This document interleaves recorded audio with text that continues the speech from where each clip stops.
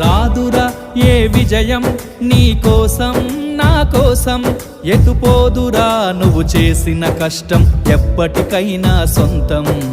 కాలంతో పయనించే వాడికి కానిది ఏముంది, సాధనతోనే సాధ్యమవ్వునని సదాశయంతో సాగర ముందుకు. రాదురా ఏ విజయం నీ కోసం నా కోసం, ఎటుపోదురా నువ్వు చేసిన కష్టం ఎప్పటికైనా సొంతం.